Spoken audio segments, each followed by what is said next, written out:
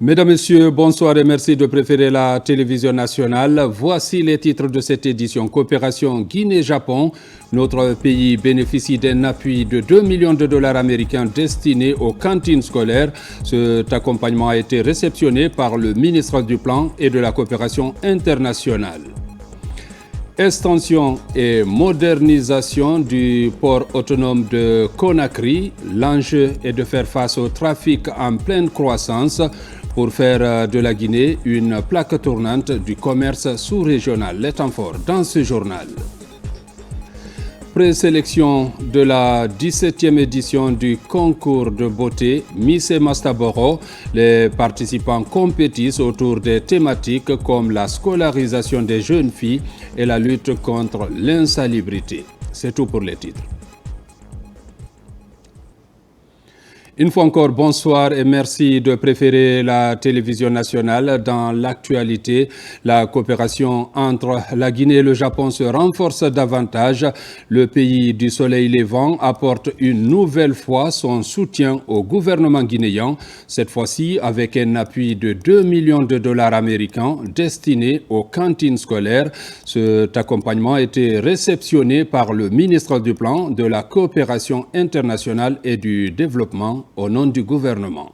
Reportage Mamadou Saliouba. Cette série de signatures matérialise un nouvel accompagnement du Japon au gouvernement guinéen, un accompagnement en denrées alimentaires d'une valeur de 2 millions de dollars US, des denrées composées du riz, du haricot, du sel et de l'huile destinées aux cantines scolaires et aux centres de santé soutenus par le programme alimentaire mondial. Cet appui, notamment celui aux cantines scolaires, complète une synergie d'action de notre coopération pour améliorer la qualité de l'éducation de base en Guinée. Par la construction d'écoles et par l'appui aux cantines scolaires notamment, nous cherchons à créer un environnement dans lequel davantage d'enfants pourront recevoir une éducation dans un cadre épanouissant afin de renforcer à long terme le capital humain en Guinée. Cet appui du gouvernement nippon renforce la coopération entre la Guinée et le Japon, notamment dans l'amélioration de la sécurité alimentaire et la promotion des cantines scolaires, un accompagnement qui conforte les efforts du gouvernement guinéen dans la qualification du système éducatif. Un investissement dans le capital humain à travers l'alimentation scolaire qui est un pilier important pour justement le développement du pays. Ça rentre en droite ligne de la mise en œuvre et la vulgarisation du programme Simandou pour le capital humain qui est le socle d'ailleurs du programme Simandou. Nous apprécions à juste titre ce partenariat triangulaire entre la Guinée, le PAM et le Japon et nous sommes vraiment satisfaits de cette coopération stratégique qui existe pendant des décennies entre la Guinée et le Japon mais aussi entre le PAM et la Guinée. Cet accompagnement du pays de soleil levant sera mis en œuvre par le programme alimentaire mondial. Il devrait toucher 40 000 bénéficiaires. L'Association guinéenne des anciens diplomates, l'AGAD, a été reçue par le ministre des Affaires étrangères. Une rencontre marquée par des échanges constructifs et un satisfecit adressé au chef de la diplomatie guinéenne. Reportage Makeme Keleti Donzo. C'est dans une atmosphère empreinte de respect et de reconnaissance que l'Association guinéenne des anciens diplomates a été reçue par le ministre des Affaires étrangères. Cette audience symbolique traduit la considération du département envers ses anciens cadres. L'occasion pour les membres de la GAD de décerner un satisfecit au ministre Kouyaté pour sa sollicitude constante et ses efforts visant à valoriser l'expérience et l'expertise accumulée au fil des années. Il avait fait des promesses qu'il a tenues, parmi lesquelles, n'est-ce pas, l'octroi d'une allocation budgétaire à la GAD pour assurer son bon fonctionnement et le renouvellement des passeports diplomatiques des anciens ambassadeurs. Nous avons contribué, n'est-ce pas, à l'élaboration, à la rédaction de documents de politique nationale, des Affaires étrangères. Un geste salué par le chef de la diplomatie guinéenne qui voit en cette marque de confiance une distinction à forte valeur symbolique dans sa carrière. Vous êtes exactement la cellule la plus autorisée à m'évaluer après le chef de l'État et le Premier ministre qui sont mes chefs. Mais vous êtes des évaluateurs indépendants. Je satisfais des anciens diplomates de la Guinée. C'est le second pied sur lequel je vais marcher avec le prix Nelson Mandela. C'est bien d'avoir la reconnaissance internationale, mais elle doit être doublée de la reconnaissance nationale. Je vous en remercie. Ces rencontres renforcent les liens entre les générations de diplomates et ouvrent de nouvelles perspectives pour une diplomatie guinéenne plus inclusive et efficace. Une initiative qui illustre la volonté du gouvernement de valoriser ses aînés tout en consolidant les bases d'une action publique cohérente et durable. Modernisation de l'administration publique avec le projet de plateforme Télémo, un système intégré de gestion des marchés publics qui s'impose comme un pilier stratégique. Ce matin, sous la direction du ministre Mourana Souma, le comité technique a tenu sa 7e session consacrée sur la validation de cette plateforme innovante. Compte rendu, Marie-Angélique Bangoura.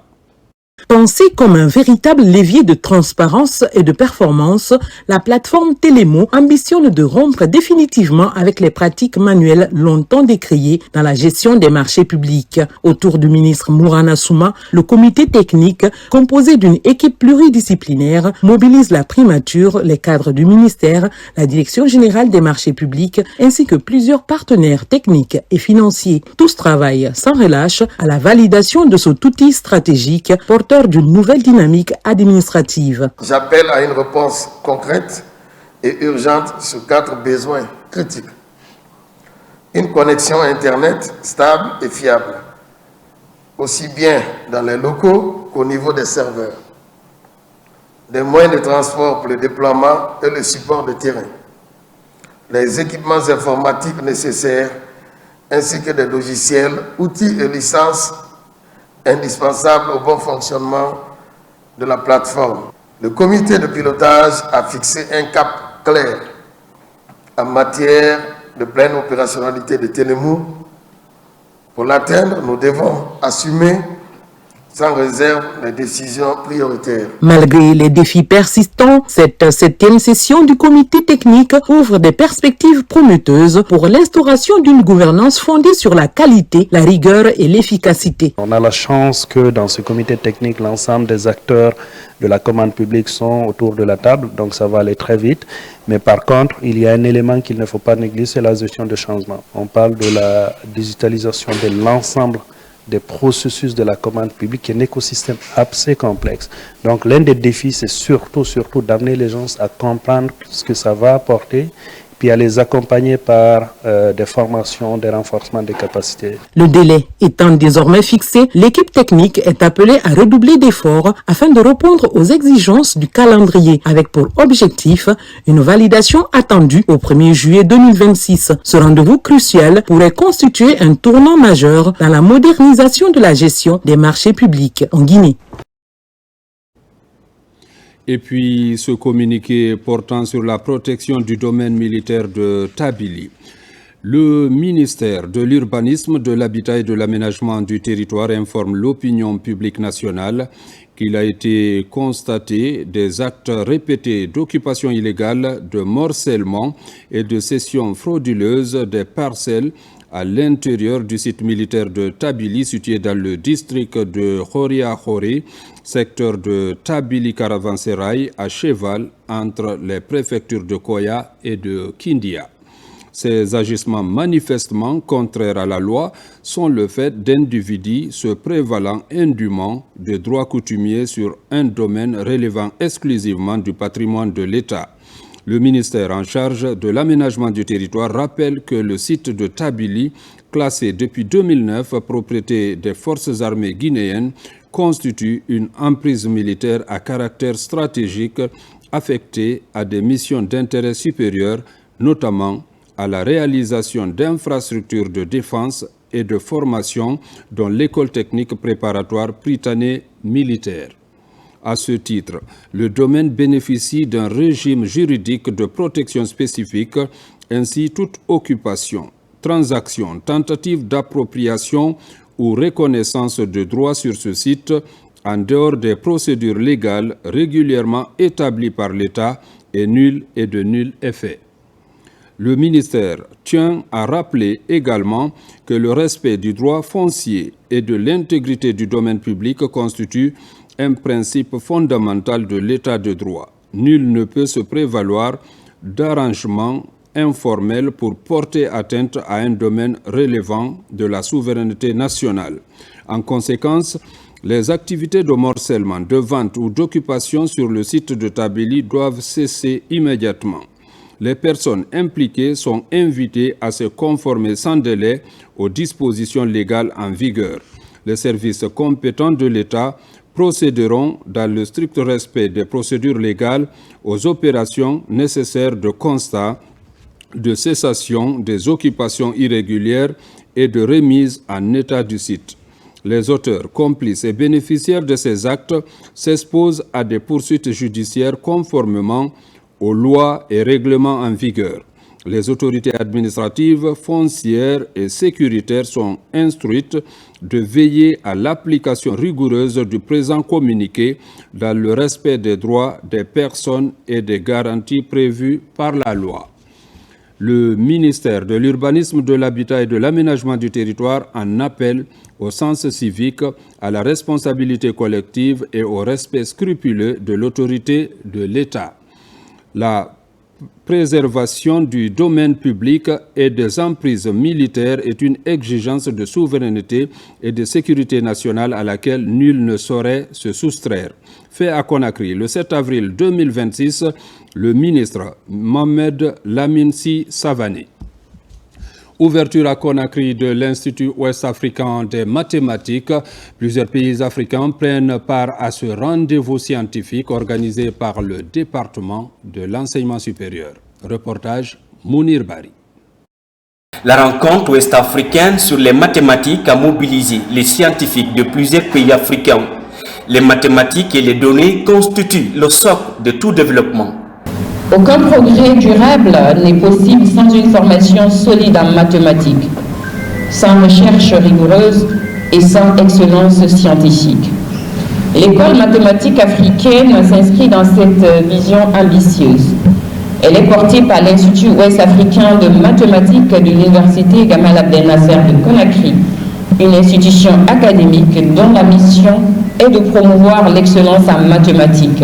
À l'issue de 2 semaines de travaux, non seulement les étudiants de master, la première cohorte de l'Institut de mathématiques, va bénéficier d'assez de cours liés à l'IA, à savoir la régression linéaire, les sciences de données, et Python et tout ce qui s'ensuit. Ils vont suivre ça de façon intense pendant 2 semaines. Le gouvernement guinéen, à travers le ministère de l'Enseignement supérieur et de la Recherche scientifique, s'inscrit dans une logique de transformation structurelle. La promotion de l'excellence académique ou encore de l'intelligence artificielle constitue une priorité. À travers le programme qui sera développé dans cette école, nous serons en tant que participants savoir quels sont les débouchés des mathématiques au niveau de son utilisation dans le cadre de l'intelligence artificielle. Il faut commencer par déplorer le fait que les États africains ne mettent pas forcément l'utilisation des mathématiques pour les questions de développement.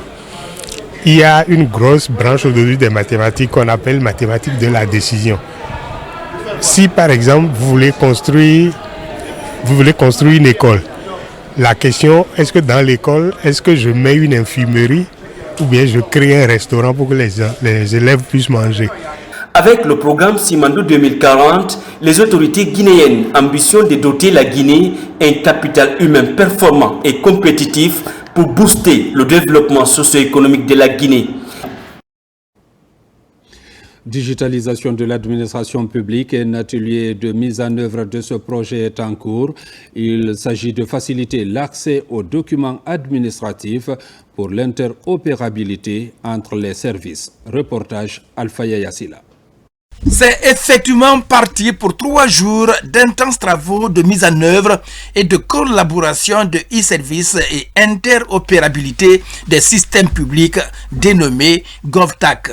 Avec le soutien de la Banque mondiale, la Guinée dématérialise les services gouvernementaux en utilisant des infrastructures publiques numériques et en suivant le cadre d'architecture GovTech. C'est un jour, j'ai envie de dire, historique, parce que, comme vous le savez, dans le cadre de la dématérialisation des processus, donc la digitalisation, les différents services de l'administration publique ont développé des plateformes qui marchent, qui rendent service aux citoyens. Mais l'un des gros défis aujourd'hui auxquels nous sommes confrontés, c'est l'interopérabilité de ces différentes plateformes-là. Monsieur le Président de la République, à travers sa vision matérialisée par le programme Simandou, l'efficacité de l'administration publique en est une condition sine qua non.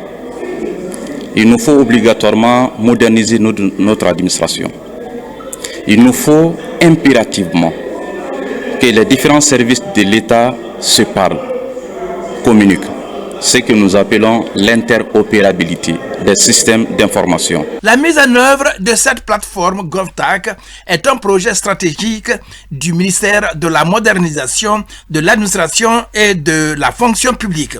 C'était important qu'on fasse une collaboration entre la République de Guinée, la Banque mondiale et l'IUT pour mettre en place cette plateforme d'interopérabilité, avoir ce premier atelier pour attirer tous les acteurs qui sont impliqués aujourd'hui et qui comptent être impliqués dans le futur pour la mise en place de la plateforme, les mettre ensemble, discuter et sortir de ces 3 jours d'atelier avec une feuille de route qui est très claire pour la mise en œuvre. Cet atelier est organisé par l'Agence nationale de digitalisation de l'État en collaboration avec le programme régional d'intégration numérique en Afrique de l'Ouest. Je vous l'annonçais dans les titres, poursuite des travaux d'extension et de modernisation du terminal conventionnel du port autonome de Conakry. L'enjeu est d'agrandir les quais et autres infrastructures pour faire face au trafic en pleine croissance. Ces chantiers vont consolider le rôle de plaque tournante du port de Conakry dans le commerce maritime sous-régional. Commentaire Fodé Camara. Dans le cadre du programme de modernisation du port de Conakry, sous l'égide de la Direction générale du port autonome, le groupe Alport, concessionnaire du terminal conventionnel, a ouvert des chantiers stratégiques, notamment l'extension du quai numéro 9. Des infrastructures devant permettre de répondre aux standards internationaux grâce à une technologie de pointe. On a visité le terre-plein, on a visité l'extension du quai numéro 9, qui s'étend sur 136 mètres linéaires, fondé sur pieux. On a vu que c'est un ouvrage qui a avancé, qui est à peu près à 65% d'avancement. Ici aussi à Kidal, on appelle ici Kidal, on a une plateforme en béton armé. Là aussi on a constaté le ferraillage, le bétonnage. Face à la croissance du trafic, en plus de ce quai de 135 mètres linéaires, il est prévu la réalisation d'un parking de grande capacité et un nouveau quai de 400 mètres linéaires avec un tirant d'eau de moins de 12 mètres. Aujourd'hui, nous sommes en train de progresser, c'est faut dire, parce que déjà, en matière d'infrastructure, on est en train de finir un quai et on est en train de continuer aussi le deuxième quai. Donc ça veut dire que d'ici le mois de mai, on va faire l'inauguration du premier et continuer le second. Et ça va augmenter la capacité du port et ça va diminuer la congestion au port. Donc ça va diminuer les surcharges sur les navires. Tout d'abord, je vais commencer par remercier nos partenaires. Et très sincèrement, après la visite de ce matin, nous constatons avec enthousiasme qu'ils sont en train de travailler. L'État a décidé de confier le développement de ce port aux concessionnaires. Le développement ne peut pas passer sans infrastructure. Je pense que notamment la construction des quais et autres infrastructures, bien évidemment. Une fois achevé, ce quai va augmenter la capacité d'accueil de 35% en permettant simultanément l'accostage de 7 navires de gros tonnage pour fluidifier durablement le trafic maritime et lutter contre la congestion portuaire. Le ministre de l'Énergie est depuis dimanche à l'intérieur du pays. Laye Sékou Camara est allé précisément en Haute-Guinée, en Guinée forestière, pour un état de lieu des centrales hydroélectriques et des projets en cours d'exécution. Reportage Alassane Tondon Camara, Nabi Camara. Le ministre de l'Énergie a entrepris une tournée de visite des sites énergétiques du pays, notamment en Haute-Guinée et en Guinée forestière, pour faire l'état des lieux et évaluer les progrès réalisés dans le secteur. Ici, à Massanta, les travaux de construction d'un micro-barrage piétinent par manque de financement. L'OFA Samankou était une centrale qui existait. La puissance qui était là était de 0,13 MW. Aujourd'hui, nous allons reprendre pour construire avec une puissance de 2,5 MW. La centrale thermique actuelle n'arrive pas à satisfaire les besoins de la population de Massanta. Nous souhaitons que les travaux de construction du barrage de l'OFA, qui est en ralenti, reprendre en force avec les sociétés Sino-Hydro sur le site. À quelques semaines de la période d'hivernage, la coordination du projet s'est dit rassurée avec la présence de son chef de département de tutelle. Le ministre de l'Énergie invite les uns et les autres à Massanta à observer un peu de patience. Les démarches sont en cours pour réaliser cet ouvrage moderne dans un bref délai. C'est important que ce projet-là aboutisse. Et on a la chance, j'ai regardé tout à l'heure en salle les études. C'est une très bonne étude qui a été faite par Chino Hydro. Donc tout ce qu'on a à demander, c'est d'encourager ce projet et de le terminer. Parce qu'un projet, plus il dure, plus il coûte cher. Parce que regardez aujourd'hui, bientôt la saison des pluies, tout ce qui a été fait comme travail, si l'entreprise n'est pas payée, aujourd'hui, tout va se dégrader après la saison des pluies. Ce projet va permettre à Massanta au moins d'avoir une alimentation de 24 heures. Plus maintenant, les groupes électrogènes qui sont en ville viendront compléter. Pour le moment, nous allons nous battre pour que ce projet puisse redémarrer. Avant d'arriver à Massanta, le ministre Laye Sékou Camara a fait escale à Farana et à Kissidougou, où il a visité les installations de EDG et rencontré les autorités locales pour leur expliquer la vision du président Mamadi Doumbouya en matière d'énergie pour sortir notre pays de l'obscurité et booster son développement. Au compte de l'actualité encore, retenez que ce 7 avril, le monde célèbre la Journée mondiale de la santé. En Guinée, au-delà des discours, une réalité s'impose, celle du combat quotidien contre le cancer, une maladie qui gagne du terrain, mais face à laquelle des réponses commencent à émerger. Cancer du sein, du col de l'utérus ou encore du foie, des formes de la maladie de plus en plus fréquentes dans le pays. Reportage Adiatou Bari, Kandesila. Silencieux mais redoutable, le cancer s'impose aujourd'hui comme l'un des principaux défis de santé publique en Guinée. Chaque année, plus de 10 000 nouveaux cas sont enregistrés selon le registre national de cancer. Derrière ces chiffres, des vies bouleversées et près de 7 000 décès. Cette augmentation est surtout liée à l'augmentation de certains cancers. Par exemple, le cancer du sein, dont l'incidence a triplé. De 14 nouveaux cas pour 100 000 habitants, nous sommes aujourd'hui à près de 44 cas pour 100 000 habitants. Contrairement à d'autres cancers, l'incidence a baissé, notamment le cancer du col de l'utérus, qui a vu son incidence baisser de 55 nouveaux cas à 24 cas pour 100 000 habitants. La particularité, c'est que la mortalité reste élevée. Mais au-delà des statistiques, ce sont des visages, des histoires et des combats. Au service d'oncologie de l'hôpital national d'Onka, la lutte s'organise au quotidien. Une vingtaine de patients y sont hospitalisés. Parmi eux, Bangali Fofana. Depuis un mois, il mène un combat difficile contre la maladie. J'ai commencé à sentir les ballonnements au niveau du ventre. Je suis allé à l'hôpital d'État, on m'a dit de venir ici, à Donka. J'ai fait plus de 3 mois, je ne mange pas. Je ne vais pas aux toilettes, rien. Un témoignage poignant qui met en lumière une réalité préoccupante, le retard dans le diagnostic. Dans la majorité des cas, les patients arrivent à un stade avancé. Faute de dépistage précoce, la prise en charge devient plus lourde, plus coûteuse et souvent plus incertaine. Malgré les difficultés, des avancées sont à noter. Aujourd'hui, beaucoup de sites de dépistage ont été créés à Conakry, mais aussi à l'intérieur du pays. En matière de prise en charge, nous sommes arrivés à introduire pour la première fois les médicaments anticancéreux à la pharmacie centrale. On a accès à certains médicaments, tels que certains médicaments de la thérapie ciblée qui coûtent excessivement cher. Les malades qui ont certains types de cancer du sein ont accès gratuit à ces médicaments. Et nous sommes en train de développer également l'unité de fabrication de la morphine la morphine en solution orale. Les défis restent tout de même immenses. Manque d'infrastructures spécialisées, coût élevé des traitements, accès limité aux soins en région, autant d'obstacles qui freinent une prise en charge efficace. Entre espoir et urgence, la bataille contre le cancer est loin d'être gagnée. En cette journée mondiale de la santé, un message s'impose, sensibiliser, dépister tôt, investir davantage pour transformer le combat contre le cancer en une véritable victoire collective.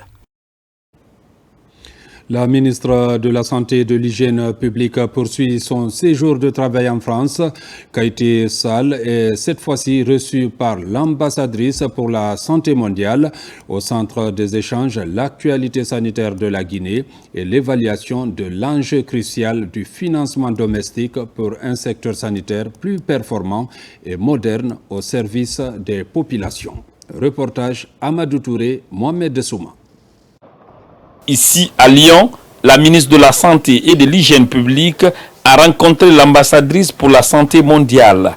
L'entretien a porté sur la revue des axes stratégiques du partenariat entre la Guinée et cette institution d'une part et de l'autre, de réaffirmer les engagements communs des deux institutions sur l'actualité sanitaire en Guinée et l'évaluation de l'enjeu crucial du financement domestique, pilier essentiel pour garantir une souveraineté progressive et durable du système de soins en Guinée. J'ai aussi rencontré l'ambassadrice de la santé mondiale avec qui nous avons fait le point de nos différentes initiatives avec la coopération française, notamment le dispositif d'assistance technique qui est mobilisé et aussi des projets tels que le projet de la couverture sanitaire universelle et les projets urgences que nous mettons en œuvre grâce à la coopération française, sans oublier le projet des 4 hôpitaux régionaux à caractère universitaire dans les villes de Kindia, Labé, Kankan et Zérékoré qui sont des initiatives du président de la République. En outre, ces échanges ont aussi porté sur l'exploration des immenses opportunités offertes par le programme Simandou 2040 dans le domaine de la santé, une initiative portée par la vision stratégique du président de la République, Mamadi Doumbouya. Ce projet minier d'envergure intègre une dimension sanitaire majeure. Ça a été pour moi l'occasion de partager les réformes qui ont été engagées au niveau du département pour non seulement améliorer l'état de nutrition de nos compatriotes, mais pour réduire aussi de façon drastique le taux de prévalence de la malnutrition, lutter contre le retard de croissance. Ça a été l'opportunité pour moi de partager les avancées du pays en la matière. La chef du département de santé et de l'hygiène publique a aussi clairement réaffirmé l'ambition de la République de Guinée de co-développer le pilier santé du programme Simandou 2040 avec les partenaires internationaux pour en faire un modèle de progrès social. Et puis ce communiqué de la Haute Autorité de la Communication portant rappel des règles relatives à la propagande électorale dans les médias avant l'ouverture de la campagne officielle.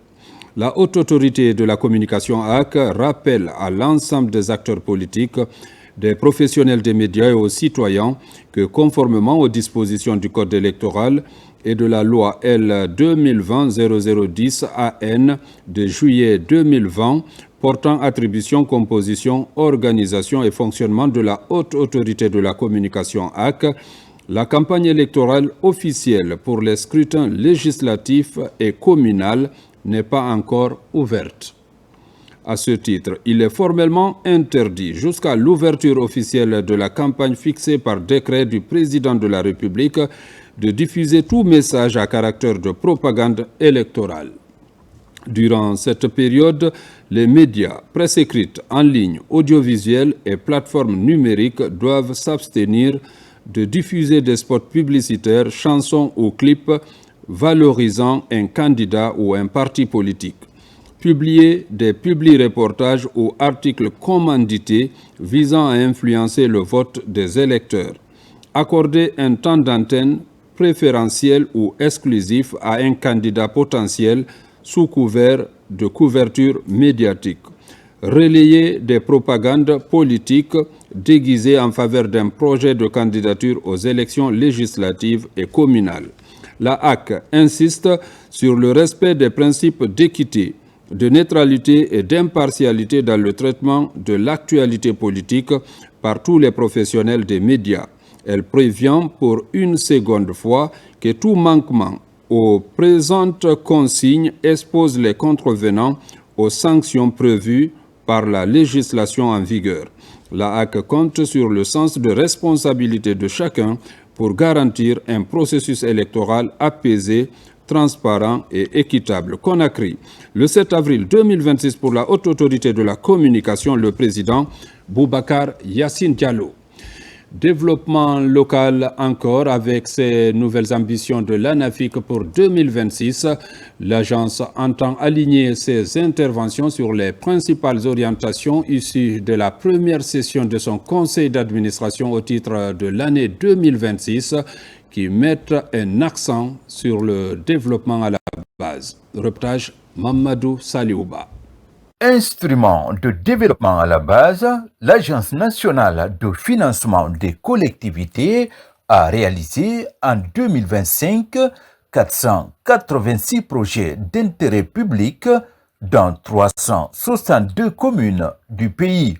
Ces acquis ainsi que les défis qui ont marqué l'institution en 2025 sont soumis ici à l'examen du conseil d'administration de l'ANAFIC pour sa première session de l'année. L'année 2025 a été une période riche en défis, mais aussi en réalisations significatives pour notre agence. Sous l'impulsion de Monsieur le Président de la République, M. Mamadi Doumbouya, avec l'accompagnement de Monsieur le Premier ministre, chef de gouvernement, nous avons poursuivi la mission fondamentale de l'ANAFIC, qui est celle d'accompagner les collectivités locales dans la mise en œuvre efficace de leurs projets de développement, tout en renforçant la gouvernance locale et la décentralisation. Cette rencontre d'évaluation des performances est aussi l'occasion d'afficher les ambitions de l'ANAFIC pour 2026, une année placée sous le signe de l'engagement pour accompagner la dynamique de développement impulsée par le gouvernement à travers le programme Simandou 2040. Cette vision est traduite dans le programme Simandou 2040. Nous allons voir comment,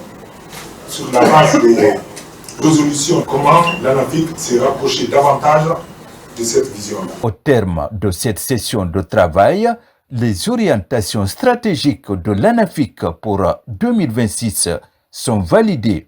Des orientations axées sur la poursuite de l'accompagnement des communautés dans la réalisation des projets de développement. Restauration des écosystèmes à Farana avec la remise officielle de la pépinière communautaire de la sous-préfecture de Dantilia. C'est le fruit d'un accompagnement technique et financier de Rio Tinto, mis en œuvre par Enviro Africa. Reportage Ibrahima Woulen Fofana. Soutenir la restauration des écosystèmes, renforcer durablement les chaînes d'approvisionnement en plan pour le reboisement et améliorer les moyens de subsistance des communautés locales.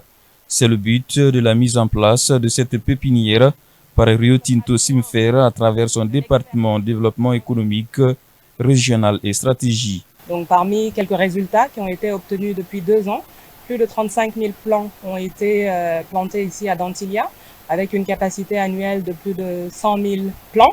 On a en l'occurrence 10 espèces locales qui sont valorisées ici et qui sont des espèces commerciales. Une importante opportunité pour les communautés de pouvoir avoir des activités génératrices de revenus à travers cette pépinière. Cette pépinière communautaire que nous réceptionnons aujourd'hui constitue bien plus qu'une simple infrastructure. Elle est le symbole d'un engagement concret de son Excellence le Président de la République et de son gouvernement, surtout avec les partenaires en faveur de la protection de notre environnement. Depuis 2 ans, Enviro Africa dote la communauté de la sous-préfecture de Dantilia des compétences techniques, mais aussi des moyens financiers dans le maraîchage et surtout la pépinerie. Ici est mis en place un système qui permet de favoriser les écosystèmes écologiques locaux, mais aussi le développement économique local à travers la création d'emplois locaux au bénéfice des jeunes et des femmes de Dantilia. Les infrastructures essentielles sont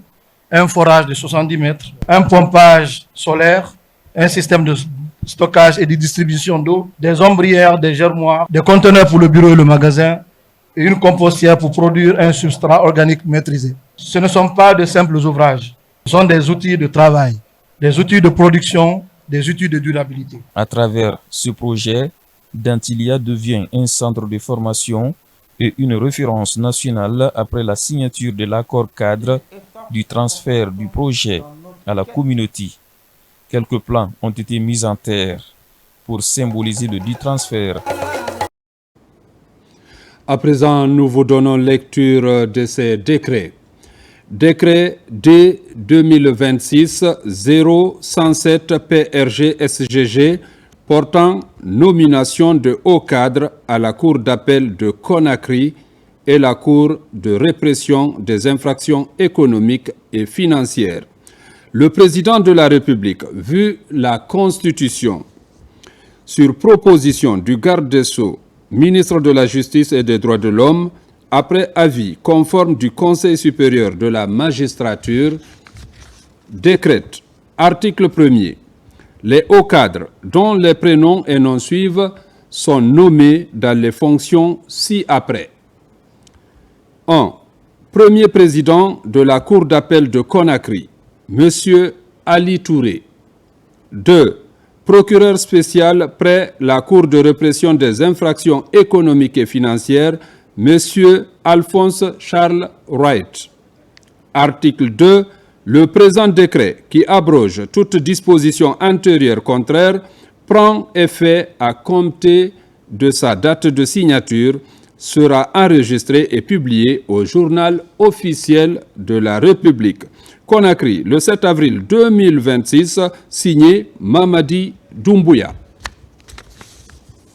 Décret D 2026-0108 PRG-SGG fixant les dates d'ouverture et de clôture des campagnes pour les élections législatives et communales du 24 mai 2026.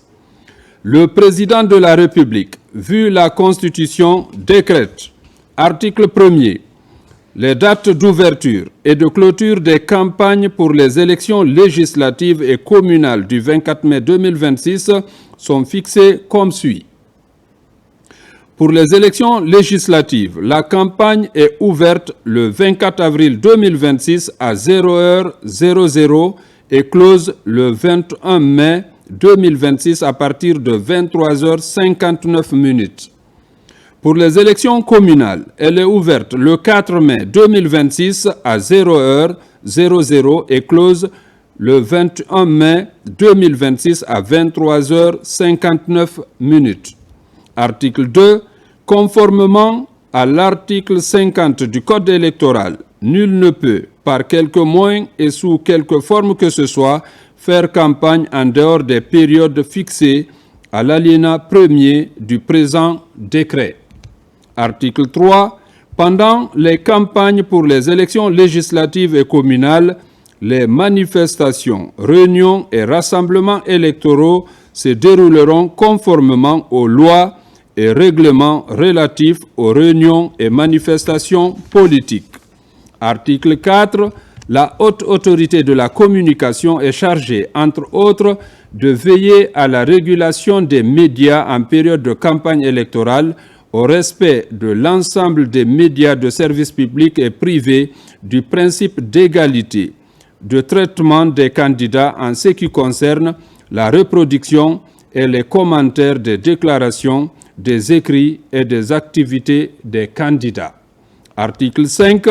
Le ministre de l'Administration du territoire et de la décentralisation, le ministre des Affaires étrangères, de l'intégration africaine et des Guinéens établis à l'étranger, le garde des Sceaux, ministre de la Justice et des Droits de l'Homme, le ministre de la Sécurité et de la Protection civile, le ministre de la Défense nationale, la ministre de l'Économie, des Finances et du Budget, la Direction générale des élections DGE et l'Observatoire national autonome de supervision du référendum constitutionnel ONASUR sont chargés, chacun en ce qui le concerne, de l'application du présent décret. Article 6. Le présent décret prend effet à compter de la date de sa signature et sera enregistré et publié au journal officiel de la République.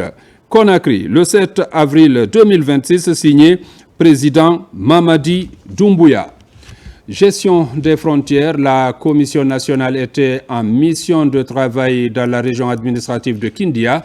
Il était question de présenter le programme et former les membres de la sous-commission afin de mieux coordonner la politique du gouvernement en matière de gestion des frontières. Reportage Sounou Sidibé, Marouane Kamara. Aux frontières entre la Guinée et les pays voisins, les échanges commerciaux et la mobilité des personnes sont quotidiens.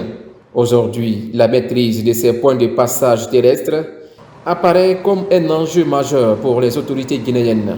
Réunis autour de la sous-commission nationale des frontières, gouverneurs, préfets et autres administrateurs territoriaux ont pris part à cette session de travail axée sur la sécurisation et la gestion efficace des espaces frontaliers dans la région administrative de Kindia.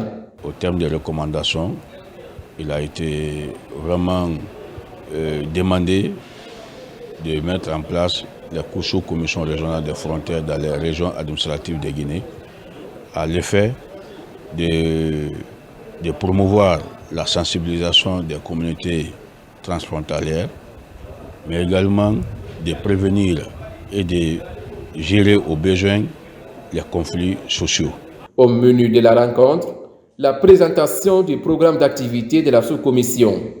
Celle-ci met l'accent sur l'accélération des opérations techniques de délimitation, de démarcation et de bornage des frontières terrestres, souvent source de tensions ou d'ambiguïté entre les localités voisines.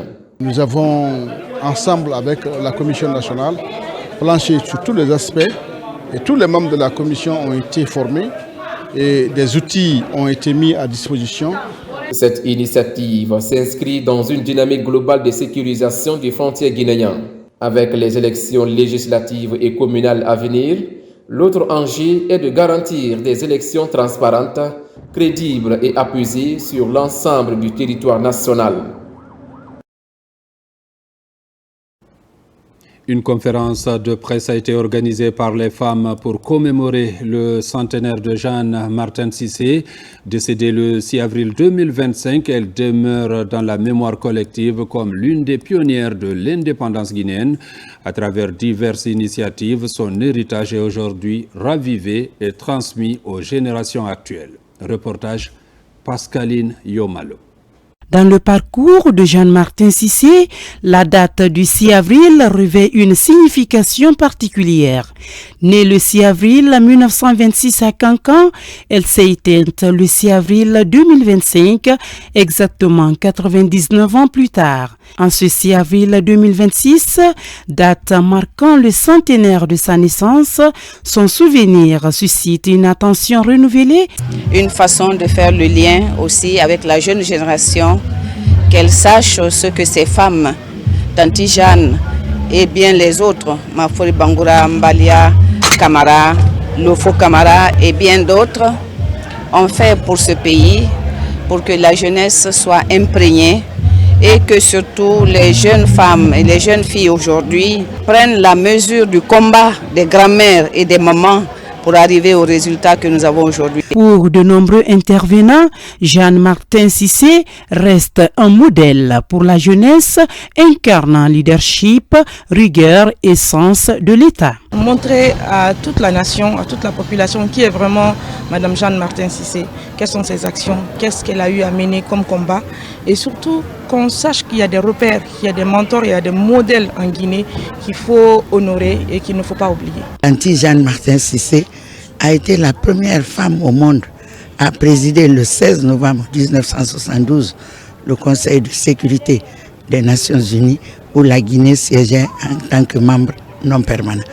Elle a été secrétaire générale de la panafricaine des femmes.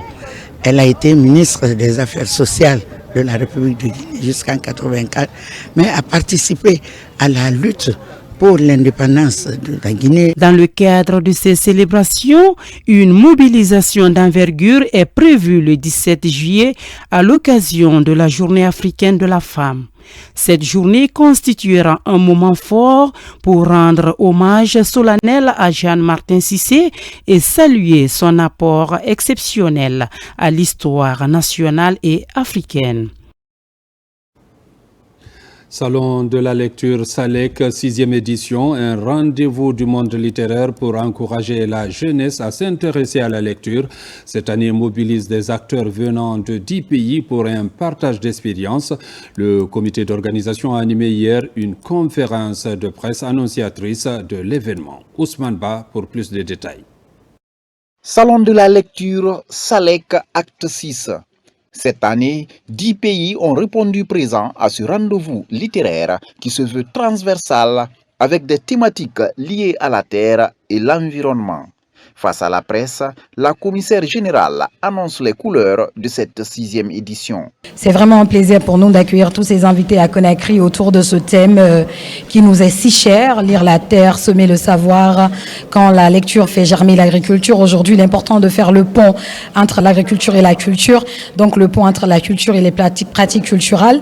Vous allez voir que ce Salek, il n'y aura pas que des hommes de lettres, il y aura aussi des paysans, des agriculteurs qui vont venir partager leur savoir avec nous, des jeunes aussi qui vont effectivement lire la terre.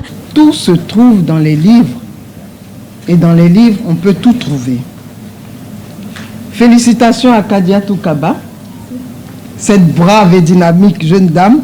J'invite tous et chacun ici et au-delà de cette salle de conférence à s'approprier le Salek afin que rayonne la lecture. Sur le podium, plusieurs beaux esprits se succèdent, chacun pour témoigner son soutien, partager ses expériences et appeler le lecteur à poursuivre son exploration. Donc c'est un magnifique salon, c'est une très très belle opération et je suis honorée d'être invitée. Je suis là pour justement essayer d'apporter mon expertise au thème auprès des jeunes à travers la littérature et leur transmettre, on va dire, la passion de la lecture. Avec cette 6e édition, le Salek écrit ses lettres de noblesse. Il encourage la lecture, éveille les consciences afin de mieux préparer l'avenir. Présélection de la 17e édition du concours de beauté physique et intellectuelle Miss et Mastaboro. Cette année, 42 candidats, dont 23 jeunes filles et 19 jeunes garçons, prennent part à cette nouvelle édition. Les participants compétissent autour de 2 thématiques majeures, la scolarisation des jeunes filles et la lutte contre l'insalubrité. Reportage Mohamed Bangoura, Abdoulaye Diallo.